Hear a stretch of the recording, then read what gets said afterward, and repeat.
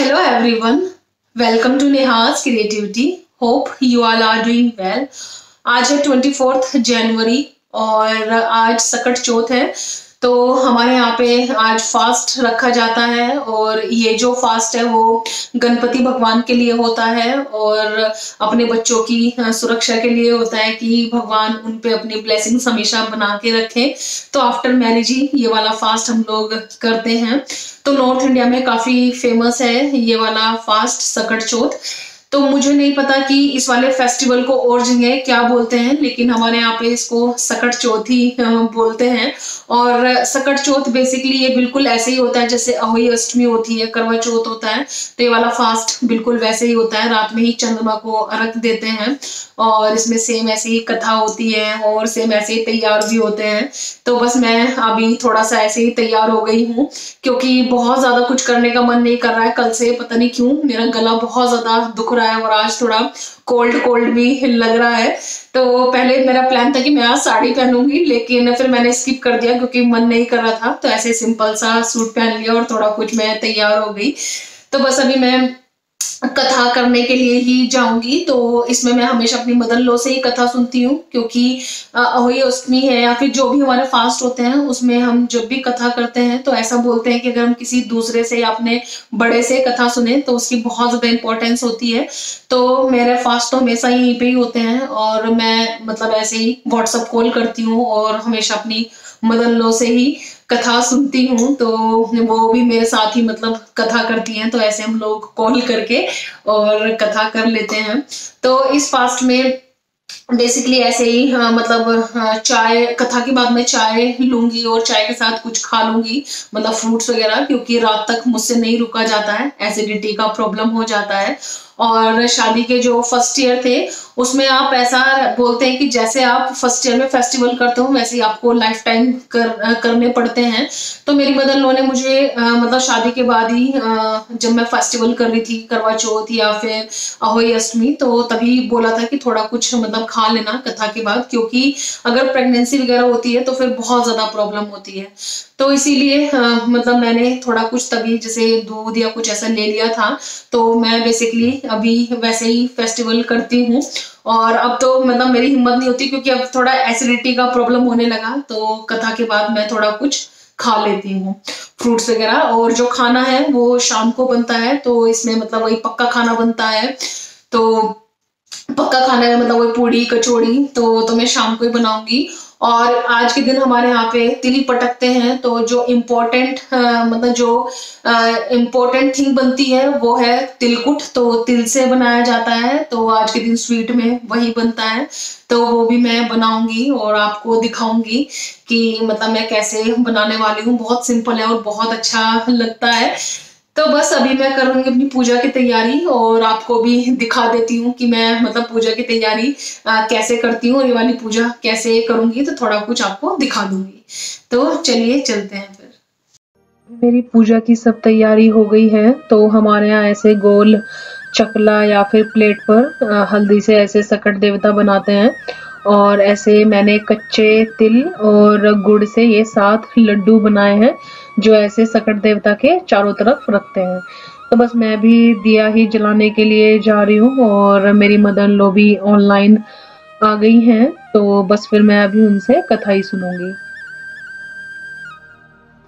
तो बस पूजा करने से पहले मैं उनको सब चीज़ें दिखा रही हूँ कि मैंने सब ढंग से रखी है कि नहीं। तो उन्होंने मुझे बताया कि मैंने एक लड्डू सकट देवता के पैर के साइड रख दिया है, जो कि ऐसे नहीं रखते हैं। तो बस मैं उसको अभी हटा के दूसरी साइड ही रख रही हूँ। बाकी उन्होंने बोला कि सब ठीक है। तो ऐसे हमारे यहाँ कलश भर के रखते हैं क्योंकि चंद्रमा को अर्घ दिया जाएगा रात में, तो उसके लिए मैंने कलश भर के रख लिया है। तो आज की पूजा में बस यही सब होता है। तो बस अभी हम लोग अपनी कथाई करने के लिए जा रहे हैं।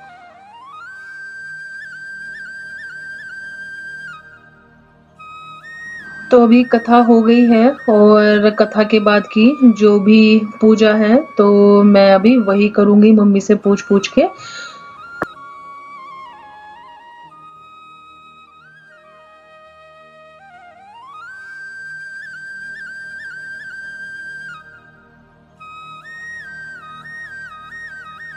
तो मेरी अभी पूजा हो गई है और मैं आई हूँ किचन में। तो अभी तिलकुट ही बनाने के लिए जा रही हूँ और आपके साथ भी शेयर करूंगी कि मैं तिलकुट कैसे बनाती हूँ। बहुत ही सिंपल सी रेसिपी है लेकिन बहुत टेस्टी लगता है।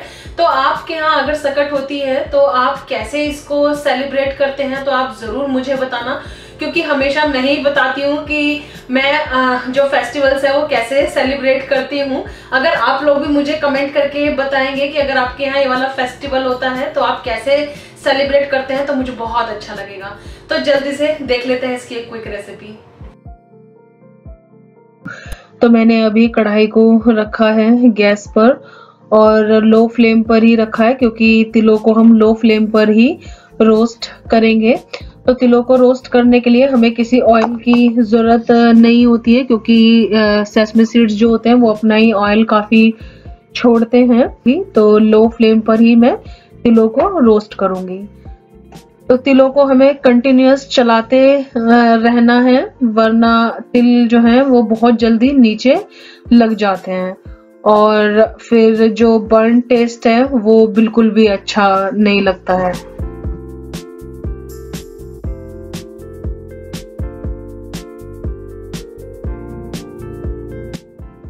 मेरे जो तिल हैं वो अच्छे से रोस्ट हो गए हैं, तो बस मैं अभी फ्लेम को टर्न ऑफ ही करूंगी। और टर्न ऑफ करने के बाद या तो आप इसको एक अलग प्लेट में निकाल लीजिए ठंडा करने के लिए। अगर आप सेम कढ़ाई में ही छोड़ रहे हैं तो आप मेक श्योर करें कि आप इसको बीच बीच में थोड़ा थोड़ा चलाते रहें, क्योंकि कढ़ाई गर्म होती है तो ये जल सकते हैं। तो तिल अच्छे से ठंडे हो गए हैं तो मैं इनको भी ग्राइंडिंग जार में ही निकाल रही हूँ और इसमें मैं ऐड करूंगी थोड़ी सी शुगर और बहुत थोड़ा सा गुड़। मैं यहाँ पे शक्कर ऐड कर रही हूँ, अगर आपके पास शक्कर नहीं है तो आप गुड़ ऐड कर लीजिए। बहुत लोग इसमें बुरा भी मिलाते हैं, तो बुरा मेरे पास नहीं है तो मैं यहाँ पे शुगर ही ऐड कर रही हूँ। तो इसका बनाने के एक्चुअली डिफरेंट मेथड होते हैं, तो मुझे ये वाला मेथड ज्यादा अच्छा लगता है। वरना तो काफी लोग क्या करते हैं, तिल को अलग भूनते हैं और बाद में उसमें बुरा मिक्स कर लेते हैं। लेकिन मैं ग्राइंडिंग जार में ही शुगर भी ऐड कर रही हूँ और यहाँ पे थोड़ा शक्कर भी ऐड कर रही हूँ। तो इससे बहुत ही अच्छा सा एक मिक्सचर तैयार होता है जो बहुत ही अच्छा टेस्ट देता है। तो मुझे ऐसे ज्यादा अच्छा लगता है। तो बस मैं अभी शक्कर को और शुगर को मिक्स करके तो फिर इनका मैं एक पाउडर बनाऊंगी। और मेरा जो तिलकुट है वो रेडी हो गया है। तो मेरा जो तिलकुट है वो थोड़ा सा बारीक पिसा है, तो अगर आपको थोड़ा दरदरा पसंद है तो आप दोनों को अलग अलग ग्राइंड कर लें, शुगर को अलग और सेसमे सीड्स को अलग। तो वैसे भी अच्छा लगता है और ऐसे भी अच्छा लगता है। तो तिलकुट रियली बहुत ही अच्छा बना है और आप एक बार ज़रूर ट्राई करना। और सेसमे सीड्स हैं, गुड़ है, तो बहुत ज़्यादा हेल्दी रहता है विंटर्स में। तो आप अपने बच्चों को भी ये दे सकते हैं। तो मेरा अनविद भी इसको काफ़ी शौक से खाता है और हेल्दी भी बहुत ज़्यादा है।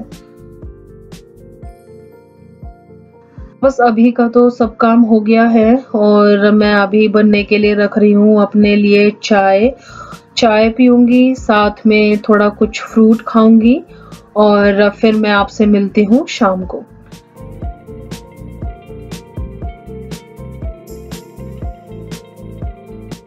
तो अभी शाम हो गई है और मैं आई हूँ किचन में, तो डिनर की प्रिपरेशन कर रही हूँ। तो आज फेस्टिवल फूड में बनाने वाली हूँ बेडमी। आप उड़द दाल कचौड़ी भी बोल सकते हैं, लेकिन हम लोग बेडमी ही बोलते हैं। और उसके साथ बनाऊंगी आलू मटर की सब्जी। तो हमारे यहाँ कोई भी फेस्टिवल हो या उपवास हो तो हमेशा बिना गार्लिक और बिना अनियन के ही खाना बनता है। तो इसीलिए मुझे ये वाला जो कॉम्बिनेशन है वो एकदम बेस्ट लगा आज के लिए। और सिर्फ एक ही सब्जी बना रही हूँ क्योंकि बेडमी के साथ आलू मटर की सब्जी बहुत अच्छी लगती है। आप चाहें तो उसके साथ एक कद्दू की सब्जी और भी बना सकते हैं, लेकिन मुझे एक्चुअली इस बार मैरो नहीं मिला। बनाने के लिए, वरना मैं खट्टा मीठा कद्दू जो रहता है वो भी बनाती इसके साथ। तो बस अभी पोटैटोज को ही चॉप कर रही हूँ और फिर सब्जी बनाने की तैयारी करूंगी। तो यहाँ पे मैंने सब्जी के लिए 4 से 5 बिग टोमेटोज लिए हैं प्योरे बनाने के लिए, और जिंजर लिया है। तो ये सब्जी में ऐसे जिंजर बहुत अच्छा लगता है, और अभी मैं इसका एक स्मूथ पेस्ट बनाऊंगी। कुकर मेरा अच्छे से गर्म हो गया है, तो इसमें मैं ऐड कर रही हूँ देसी घी। तो इस सब्जी में देसी घी का जो टेस्ट है वो बहुत अच्छा आता है। और जब मेरा देसी घी गर्म हो जाएगा तब मैं इसमें ऐड करूंगी हींग, जीरा, थोड़ा हल्दी पाउडर, थोड़ा धनिया पाउडर, थोड़ा सा सौंफ और थोड़ी कश्मीरी रेड चिली पाउडर जो इसमें बहुत अच्छा रंग देगी, और थोड़ा सा जिंजर पाउडर जिसको सौंठ भी बोलते हैं, और इसमें थोड़ा सा अमचूर पाउडर ऐड करूंगी, क्योंकि बहुत बार अगर टमाटोज खट्टे नहीं होते हैं तो फिर सब्जी का जो टेस्ट है अच्छा नहीं आता है। अगर आपके टमाटोज खट्टे हैं तो इसमें फिर अमचूर पाउडर डालने का जरूरत नहीं है। और इसमें मैं ऐड करूंगी अपनी टोमेटो प्योरी, और जो टमाटो हैं उनको मैं बहुत अच्छे से पकाऊंगी जब तक उनका ऑयल सेपरेट ना हो जाए।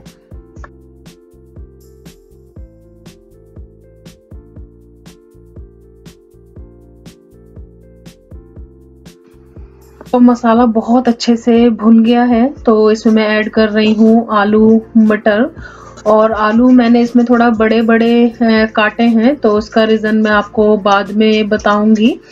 और आलू और मटर डालने के बाद मैं इसमें ऐड करूंगी थोड़ी सी कसूरी मेथी। मैंने कसूरी मेथी को थोड़ा सा ड्राई रोस्ट किया है, और इसमें ऐड करूंगी सोल्ट और थोड़ा सा गरम मसाला, और फिर मैं इसको लो फ्लेम पर 2 से 3 विसिल लगाऊंगी।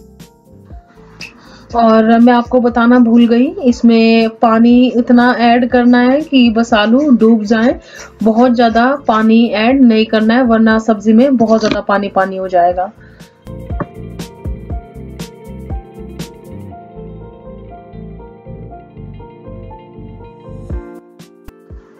तो सब्जी मेरी बन गई है, तो मैं अभी अपनी सब्जी चेक कर रही हूँ। तो आलू भी अच्छे से गल गए हैं, और मैंने जो बड़े आलू काटे थे उनको मैं अभी यहाँ पे फोड़ूंगी। तो इससे ग्रेवी भी थोड़ा थिक होती है, और फिर पोटैटोज में मसाला भी अच्छे से मिल जाता है। और बस मैं अभी इसमें ऐड करूंगी चॉप्ड सिलेंट्रो, क्योंकि नॉर्थ इंडियन सब्जी बिना हरे धनिए के तो पूरी नहीं होती है। तो बस मैं अभी इसमें चॉप्ड हरा धनिया ही ऐड कर रही हूँ।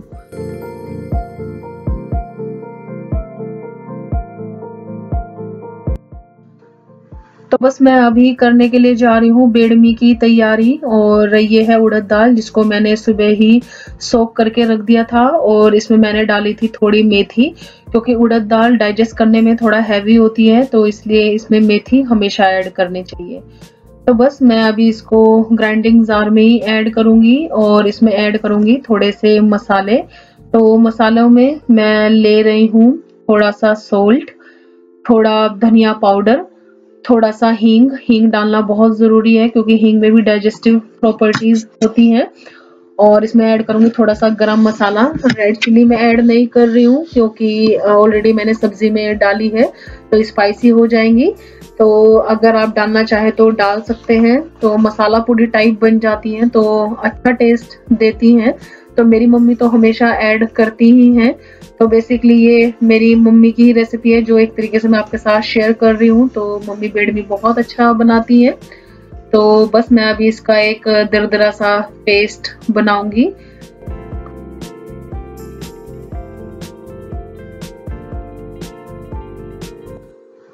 तो अभी दाल का जो पेस्ट है वो तैयार हो गया है, तो मैं अभी आटा ही लगाने के लिए जा रही हूँ। तो आटा मैं इतना ही लूँगी जितना दाल में इनफ हो, क्योंकि अगर बहुत ज़्यादा आटा लूँगी तो फिर आटे का टेस्ट ज़्यादा आएगा, दाल का टेस्ट उतना नहीं आएगा। तो आटा हमें उतना ही लेना है जितना मतलब दाल में वो एब्जॉर्ब हो जाए। और इसको मारने के लिए थोड़ा बहुत पानी की ज़रूरत पड़ेगी, तो वो मैं ले लूँगी।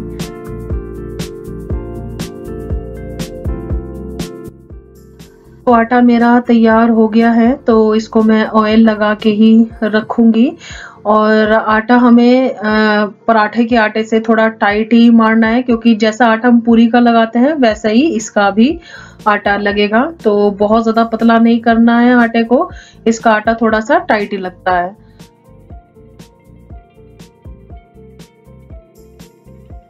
तो अभी टाइम 9:45 हो गया है और मैं चंद्रमा को ही अर्घ देने के लिए जा रही हूँ। तो चंद्रमा निकलने का टाइम 9:20 था और यहाँ पे आज काफ़ी बारिश हो रही है, तो चंद्रमा दिखने का कोई आसार नहीं है। तो सौरभ ने बोला कि तुम अपना व्रत खोल लो, क्योंकि मेरे को अभी हेडेक भी हो ही रहा है काफ़ी। तो बस मैं अभी चांद को रख देने के लिए ही जा रही हूँ। तो पल्ले में मैंने सुबह कुछ चावल बांधे थे, कथा हमारे यहाँ खाली नहीं सुनते हैं, तो वो चावल ऐसे मैंने पल्ले में बांध लिए थे कि मैं भूल ना जाऊं। तो बस मैं वो चावल हाथ में लेके और चंद्रमा को अर्घ ही दूंगी। अभी अर्घ देते देते हमारा एक फ्रेंड भी आ ही गया, तो ऑफिस से ही आ रहा था इस समय। तो उसकी वाइफ ने भी सेम फास्ट रखा हुआ था, तो वो भी बोलने लगा कि हाँ, मैंने भी फोन करके बोल दिया है अपनी वाइफ को कि अर्घ दे दो, क्योंकि चांद दिखने का तो कोई आसार ही नहीं है। तो बस मैं अभी आई हूँ किचन में और अभी अपने लिए और सौरभ के लिए ही बेडमी उतारूंगी। तो सब कुछ रेडी है, क्योंकि अन्वित के लिए मैं बेडमी उतार चुकी थी, क्योंकि अन्वित को फिर इस समय तक काफ़ी देर हो जाता, तो उसको मैंने डिनर ऑलरेडी करा दिया है। और सौरभ ने भी अभी तक डिनर नहीं किया है, मेरा ही वेट कर रहे थे। तो बस अभी हम लोग कचौड़ी बेडमी उतारेंगे और फिर डिनर करेंगे। तो आटे की गोलियां तो मैंने पहले ही तैयार करके रख दी थी जब मैं अन्वित की कचौड़ी उतार रही थी। तो बस मैं उन गोली को ऐसे अपने पूरी प्रेस के बीच में ही रख के दबा रही हूँ। तो पूरी प्रेस से काम करना बहुत इजी हो जाता है जब आप अकेले काम करते हैं। तो क्योंकि पहले बेलो फिर उसके बाद उतारो, तो थोड़ा सा टाइम टेकिंग होता है। तो यहाँ पे मैं सेकती भी जा रही हूँ और हाथ के हाथ अपनी जो पूरियां हैं वो प्रेस भी करते के लिए जा रही हूँ। बेडमियों को हमें थोड़ा सा ज़्यादा सेकना पड़ता है पूरी के मुकाबले, क्योंकि ये दाल की होती है।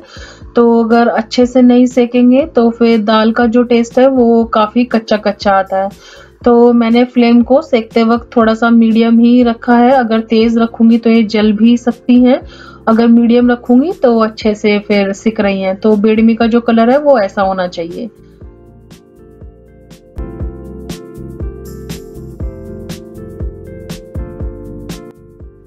मेरी बेडमी भी ऑलमोस्ट सिक गई हैं और सौरभ ने मेरे लिए चाय भी बना ही दी थी, क्योंकि बेडमी है और पूरी हैं तो इसके साथ मैं हमेशा चाय ही लेती हूँ। तो सौरभ ने वो ऑलरेडी तैयार कर दी है।